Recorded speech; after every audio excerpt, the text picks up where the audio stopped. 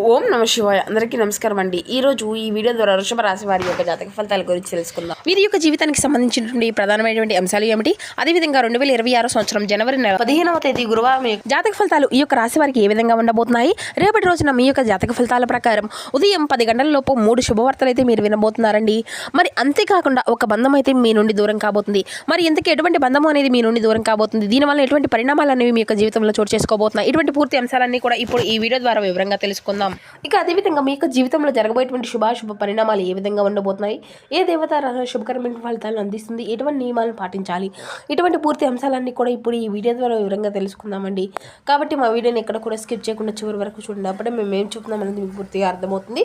అలాగే మా వీడియో మీకు నచ్చితే ఒక చిన్న లైక్ చేసి, కొత్తగా మన ఛానల్ ఎవరైనా చూసినటువంటి వారంటే ఛానల్ అయితే సబ్స్క్రైబ్ చేసుకొని కొంచెం సపోర్ట్ చేయండి. ముఖ్యంగా వివరాల్లోకి వస్తే కనుక వృషభ రాశి అనేది రాశిచక్రంలో 2వ రాశి. కృతికా నక్షత్రం 2, 3, 4 పాదాలు, రోహిణి నక్షత్రం 1, 2, 3, 4 పాదాలు, మృగశిర నక్షత్రం 1, 2 పాదాల్లో జన్మించినటువంటి వారు ఈ యొక్క వృషభ రాశి పరిధిలోకి వస్తారు. వృషభ రాశి అధిపతి శుక్రుడు.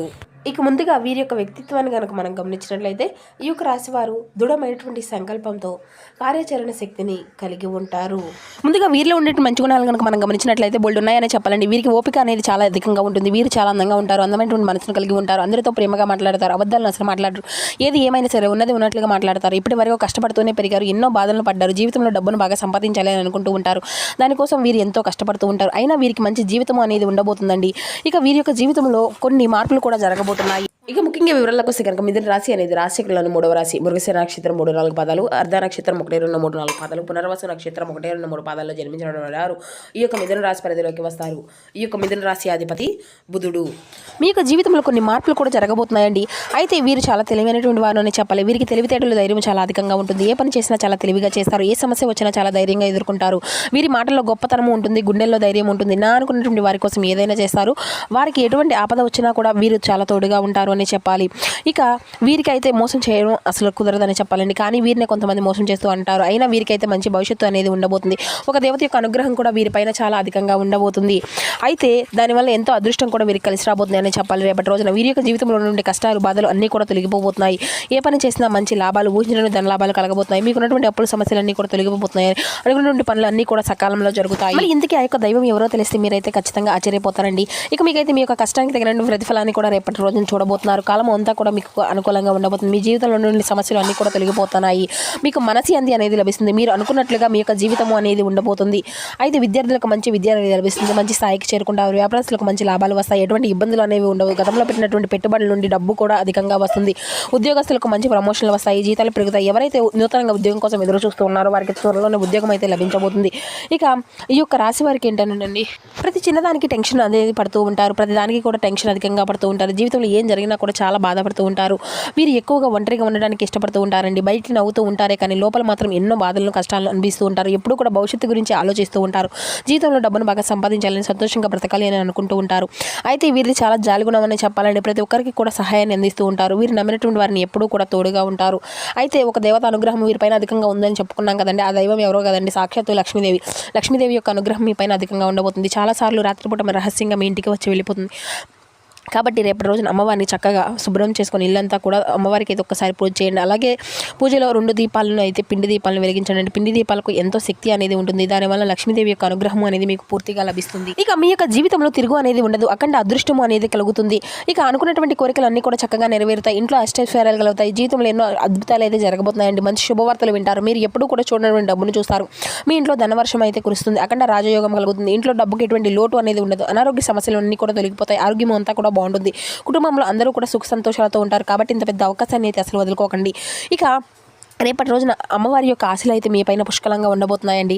దానివల్ల మీకు బాగా కలిసి రాబోతుంది. ఇక మీకు వచ్చేటువంటి అదృష్టం ఎవరు కూడా ఆపలేరు. జీవితంలో కొత్త దారిలో అనేది మొదలవబోతుందని చెప్పుకోవాలి. ఇప్పటి నుండి మీకు ఎన్నో మంచి రోజులు అయితే కలగబోతున్నాయి. ఇక వీరైతే ఒక ఉప్పు మూట అనేది కట్టుకొని మీ బీరువా పైన పెట్టుకోండి. ఆ యొక్క ఉప్పుకు లక్ష్మీదేవి చాలా అంటే చాలా దగ్గర సంబంధం అనేది ఉంటుంది కదండి. దానివల్ల ఇంట్లో ఉన్నటువంటి దరిద్రం మొత్తం కూడా దూరం అయిపోతుంది. విపరీతమైన డబ్బు అనేది వస్తుంది.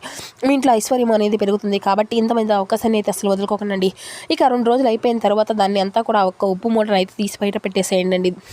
అయితే వీరికైతే మంచి సంతానం అయితే కలగబోతుంది. పెళ్లి కోసం ఎదురు చూసినటువంటి వారికి అయితే త్వరలోనే పెళ్లి కూడా జరగబోతుంది. ఈ 2 శుభవార్తలు అయితే మీకు ఖచ్చితంగా నెరవేరబోతున్నాయి. ఇక వీరైతే ఎక్కువగా తొందరపడి ఇటువంటి నిర్ణయాలు కూడా తీసుకోకండి. దానివల్ల మీకు నష్టం జరిగేటువంటి అవకాశం కూడా కనిపిస్తుంది. కాబట్టి ఏదైనా సరే బాగా ఆలోచించిన తర్వాత నిర్ణయం అనేది తీసుకోండి. దానివల్ల అంతా కూడా మంచి లాభాలే వస్తాయి. ఇక రేపటి రోజున మీకు వీలైతే పేదవారికి ఆహారం అనేది దానం చేయండి. ఆకలితో ఉన్నటువంటి వారికి అన్నం పెడితే కోటి జన్మల పుణ్య ఫలితము అనేది వస్తుంది. మీ జీవితంలో ఉన్నటువంటి సర్వదోషాలు తొలగిపోతాయి. మీకు తగిలేటువంటి అడ్డంకులు అన్నీ కూడా దూరం అయిపోతాయి. ఆగిపోయిన డబ్బు అనేది వస్తుంది. మీ జీవితంలో డబ్బుకి ఎటువంటి లోటు అనేది ఉండదు. రాబోయే రోజుల్లో ధనలాభాలు కలుగుతాయి. ఇంత పెద్ద అవకాశాన్ని అయితే అసలు వదులుకోకండి. ఇక మీరు అయితే కొంచెం బయట వారితో తగినటువంటి జాగ్రత్త అయితే మీకు అవసరం అండి. ఎవరితో కూడా గొడవలు పడకండి. ఎవరికి కూడా ఎటువంటి సహాయం అనేది ఇవ్వకండి. దానివల్ల మీకే నష్టం జరిగేటువంటి అవకాశం అయితే కనిపిస్తుంది. అలాగే మీ యొక్క సంపద విషయాలను అయితే బయట వారికి అసలు చెప్పుకోకండి. దానివల్ల మీ పైన కుళ్ళు కుతంత్రాలు అనేవి అధికంగా పెరుగుతాయి. మీరు మంచిగా బ్రతికి అసలు ఓర్వలేనటువంటి వారు అయితే చాలామంది ఉంటారు. కాబట్టి జాగ్రత్తగా ఉండండి. ముఖ్యంగా RN అక్షరాలు పెరిగినటువంటి వ్యక్తులతో కొంచెం జాగ్రత్తగా ఉండండి. వారి వల్ల మీ యొక్క జీవితంలో కొన్ని సమస్యలు వచ్చేటువంటి అవకాశం అయితే కనిపిస్తూ ఉంది. మీకు వచ్చినటువంటి అదృష్టం అనేది రాకుండా పోతుంది. కాబట్టి వీరిద్దరితో రేపటి రోజు కొంచెం జాగ్రత్తగా ఉండండి. ఇక మీరు ఏదైనా కొత్త పనులు మొదలు పెట్టుకోవాలనుకుంటే సోమవారం లేదంటే శనివారం మొదలు పెట్టుకోండి. దానివల్ల అన్నీ కూడా మంచి లాభాలే వస్తాయి. ఎటువంటి ఆటంకాలు కూడా జరగవు. ఇక ఈ 2 రోజులు నీలం రంగు బట్టలను అయితే అసలు వేసుకోకండి. ఒకవేళ వేసుకోవాలి అనుకుంటే వేరే రోజుల్లో వేసుకోండి. దానివల్ల ఎటువంటి సమస్యలు కూడా రావు. ఆకుపచ్చ, ఎరుపు, పసుపు, నలుపు, వైట్, గులాబీ ఇవి మీకు కలిసి వచ్చిన అదృష్టపు రంగులు. 2, 4, 9 ఇవి మీకు కలిసి వచ్చిన అదృష్టపు సంఖ్యలుగా కనబరుస్తున్నాయి. ఇక మీరైతే మీ యొక్క జీవితంలో ఉద్యోగంలో జరిగేటువంటి పనులను అయితే అసలు వాయిదా వేయకండి. ఉత్సాహంగా ముందుకు సాగితేనే మంచి ఫలితాలు వస్తాయి. ఆర్థికపరమైనటువంటి విషయాల్లో ముందు చూపు అనేది చాలా అవసరం. ఒక సంఘటన మనోబలాన్ని తగ్గిస్తుంది. రెచ్చగొడితే వారు ఉన్నారు. విచక్షణ జ్ఞానంతో ముందుకు సాగండి. నవగ్రహ ధ్యానం మీకు ఎంతో శుభప్రదంగా ఉంటుంది. ఉద్యోగస్తులకు అంతా కూడా అనుకూలంగానే కనిపిస్తుందండి. ముఖ్యమైనటువంటి కార్యక్రమాల్లో విజయాలు సాధించుకోగలుగుతారు. ఆత్మవిశ్వాసంతో ముందుకు సాగితే ప్రతి ఒక్క ప్రయత్నం కూడా మీకు సఫలీకృతమైనటువంటి ఫలితాలని అందిస్తుంది. వ్యాపారంలో స్వయం కృషి అనేది చాలా అవసరం. ఆర్థిక సంబంధం విషయాల్లో కొంత జాగ్రత్త అనేది అవసరం అండి. అయినటువంటి పరిస్థితుల్లో కూడా క్రమంగా మెరుగుపడుతూ ఉంటాయి. మిత్రులు, కుటుంబ సభ్యులు సహకారం అనేది మీకు బలం అనేది అందుతుంది. నవగ్రహ ధ్యాన శ్లోకాన్ని అయితే మీరు అసలు మరవకండి. మరింత ఉపశమనాన్ని కలిగిస్తుంది. ఇక ఉద్యోగస్తులకు అన్నిటినీ కూడా అనుకూలత ఫలితాలే కనిపిస్తున్నాయండి. మొదలుపెట్టినటువంటి పనిలో పురోగతి అనేది ఉంటుంది. కీలక వ్యవహారాల్లో అనుకూలత ఫలితాలు ఉంటాయి. లాభదాయకమైన ఫలితాలు ఉంటాయి. ఉత్సాహంగా తగ్గకుండా చూసుకోండి. చంద్రధ్యాన శ్లోకం చదివితే మరిన్ని శుభ ఫలితాలను అందుకోగలుగుతారు. శుభకాలమే కొనసాగిస్తుంది. లక్ష్యాలు త్వరగా చేరుకునేటువంటి అవకాశాలు కూడా కనిపిస్తున్నాయి. ఉద్యోగంలో ఉన్నతమైనటువంటి స్థితి, అధికారుల యొక్క ప్రశంసలను అయితే ఖచ్చితంగా అందుకుంటారు. ఆర్థికంగా బలపడతారండి. వ్యాపారంలో కూడా మంచి లాభాలు సాధ్యమే అవుతాయి. ముందస్తు ప్రణాళికలన్నీ కూడా సిద్ధం చేసుకుంటే సమస్యలు అన్నీ కూడా దూరంగా ఉంటాయి. శ్రీ లక్ష్మీ ధ్యానం అనేది మరింత మనశ్శాంతిని కలిగింపచేస్తుంది.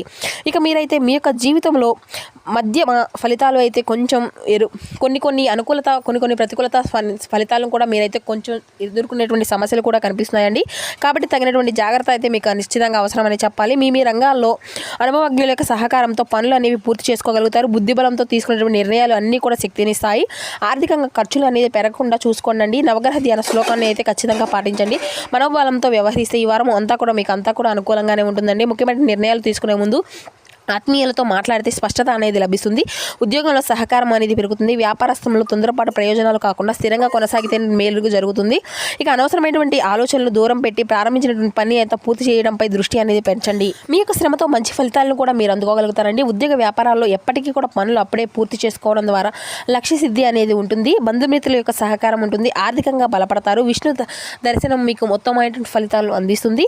శుభప్రదమైనటువంటి కాలమే కొనసాగిస్తుంది. వచ్చినటువంటి అవకాశాలను అయితే సద్వినియోగం చేసుకుంటే మంచి ఫలితాలను మీరు పొందుకోగలుగుతారు.